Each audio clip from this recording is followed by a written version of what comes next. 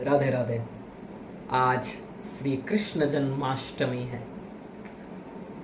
आज ही के दिन अर्थात भाद्रव मास के कृष्ण पक्ष के अष्टमी तिथि को बुधवार के दिन हर्षण योग बवकरण रोहिणी नक्षत्र रात्रि 12 बजे हमारे प्रभु भगवान पर ब्रह्म परम पिता परमात्मा अनंत कोटि ब्रह्मांड नायक भगवान श्री कृष्ण का अवतार हुआ था।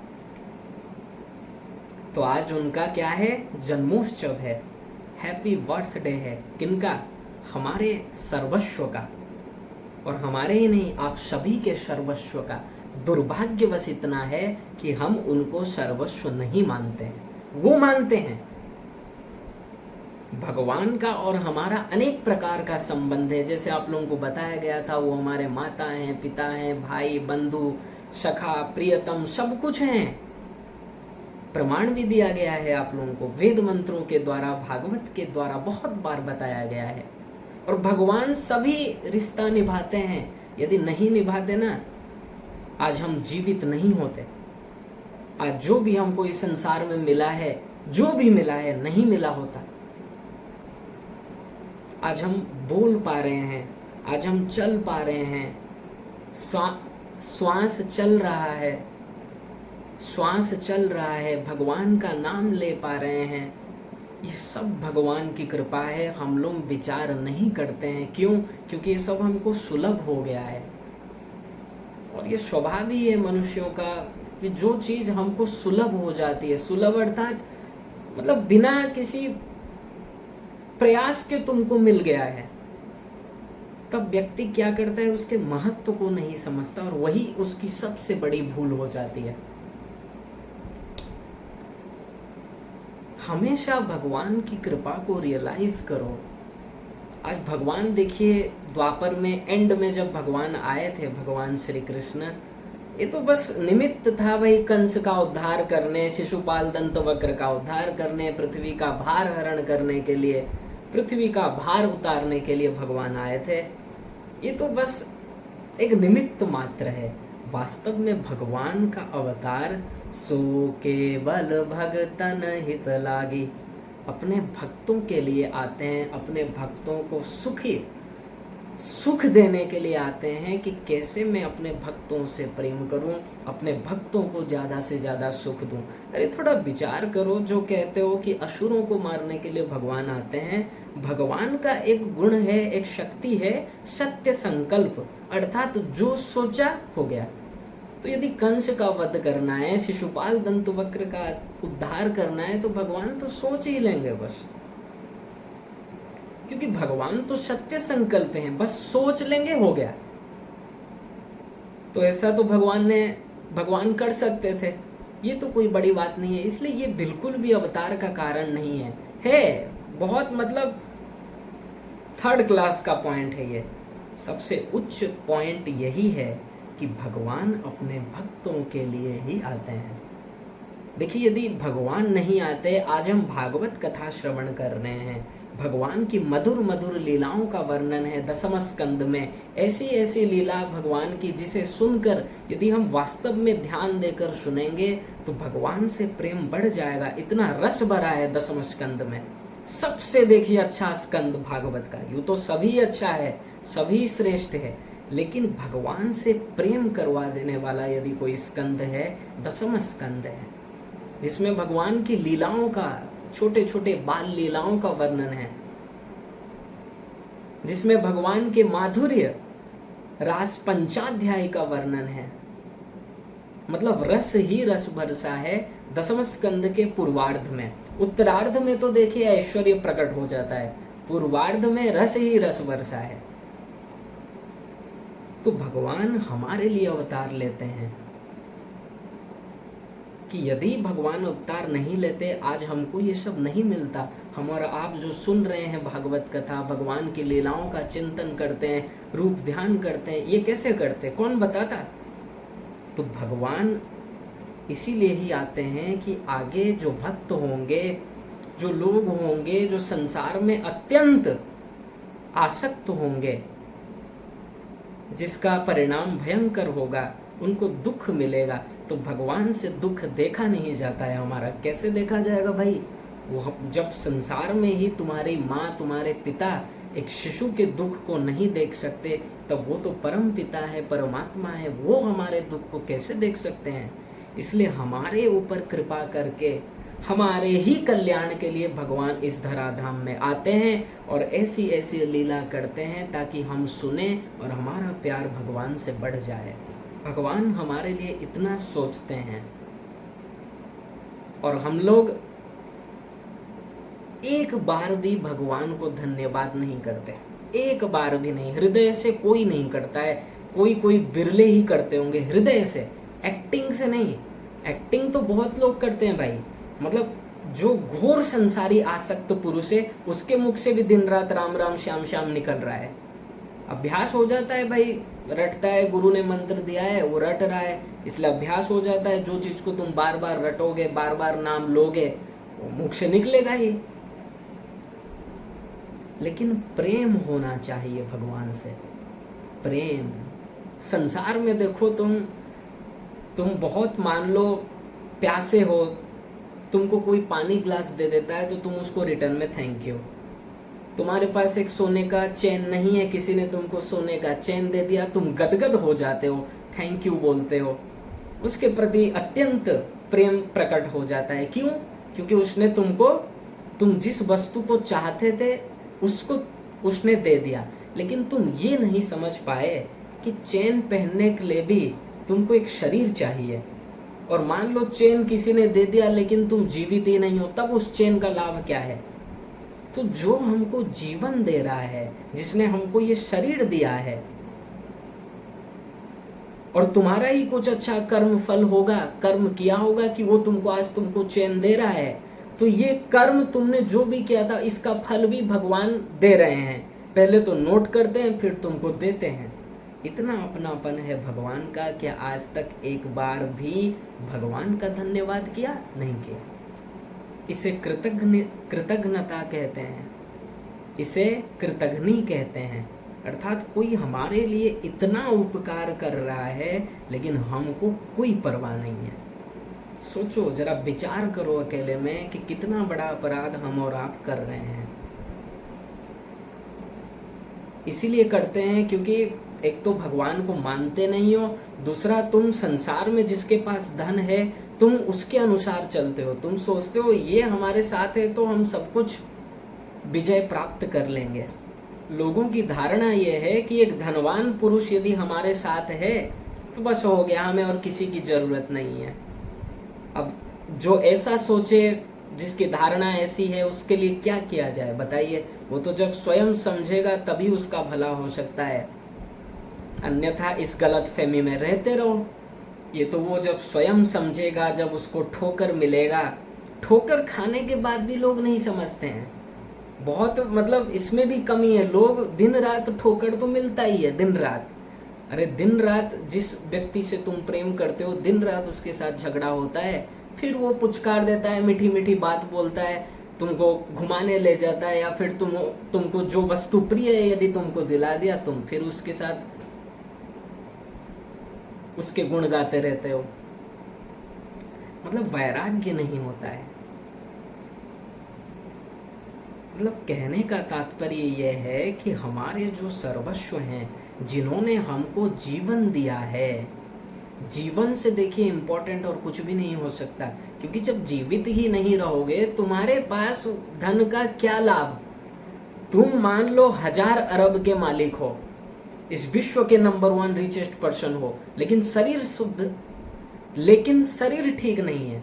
तुम सबसे रिचेस्ट पर्सन हो, शरीर ठीक नहीं है, या फिर मर गए, क्या फायदा ये 1000 अरब का? इसको भोग करने के लिए जीवित रहना आवश्यक है। जीवित नहीं रहोगे तो कुछ भी लाभ नहीं है, कितना भी तुम्हारे पास संपत्ति हो जाए। तो जो हमको जीवन दिए हैं और संपत्ति भी दिए हैं, देखिए तुम्हारे कर्मों के फल भगवान ही देते हैं।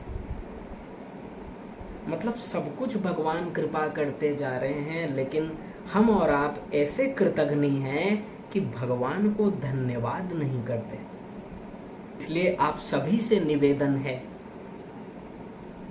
आज से भगवान की कृपाओं का चिंतन करो। भगवान अपने भक्तों से इतना प्रेम करते हैं, देखिए अनिर्वचनीय है ये कहा नहीं जा सकता, इसका वर्णन नहीं किया जा सकता, क्योंकि वो अलौकिक प्रेम है, दिव्य प्रेम है, और दिव्य प्रेम को ये माइक वाणी नहीं बता सकती। हम बताएंगे क्या? जो पुस्तक में लिखा है वही बता देंगे, लेकिन इसमें जो रस भरा है ये तो अनुभव जब हम उस क्लास तक पहुंचेंगे तब स्वयं को अनुभव होगा। लेकिन लॉजिकल थिंकिंग से, लॉजिक से, तर्क से, पुस्तकों से जो हमको प्राप्त हो रहा है कि भगवान हमारे प्रति ये उपकार कर रहे हैं, ये कृपा है, इसका चिंतन करने से भी हमारा प्रेम भगवान के प्रति बढ़ेगा। आज देखिए जन्माष्टमी है, लोग सबको देखना भाई स्टेटस छोड़ेंगे अपने लड्डू गोपाल के साथ। आजकल तो सब घर में रखते ही हैं, लड्डू गोपाल को अच्छे से सजा दिए होंगे, अच्छे से श्रृंगार करे होंगे, भोग लगा दिए होंगे, चॉकलेट वगैरह, और यहाँ पर अपना फेस लड्डू गोपाल के साथ छोड़ देंगे एक दिन। और वो भी श्रद्धा भक्ति बिल्कुल नहीं है, इसमें भी कंपटीशन चलता है कौन कितना अच्छा श्रृंगार किया है और कौन कितना अच्छा भोग लगाया। और यहाँ तक महाराज ये भी दिखाएंगे कि कितना उन्होंने वहां पर पैसा रखा है, भगवान को दिया है। लोगों को दिखाने के लिए लोग एक्टिंग करते हैं। अरे भाई मिलेगा क्या इससे तुमको बार बार, मतलब यही कारण है कि आज तक भगवत प्राप्ति नहीं हुई।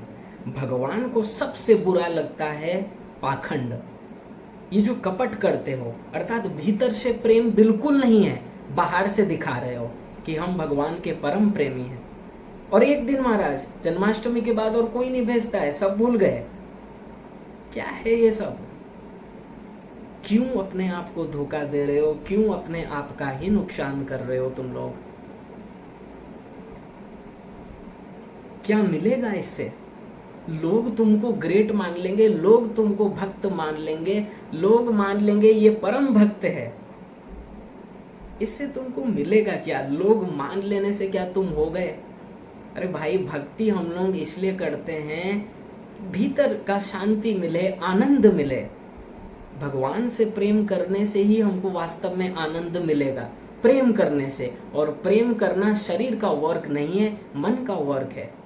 और यदि तुम मन से प्रेम नहीं कर रहे हो, बाहर से बस एक्टिंग कर रहे हो, तो भगवान भी ऐसे बाहर से तुम्हारे साथ एक्टिंग करेंगे, क्योंकि ये यथा माम प्रपद्यन्ते तांस्तथैव भजाम्यहम्।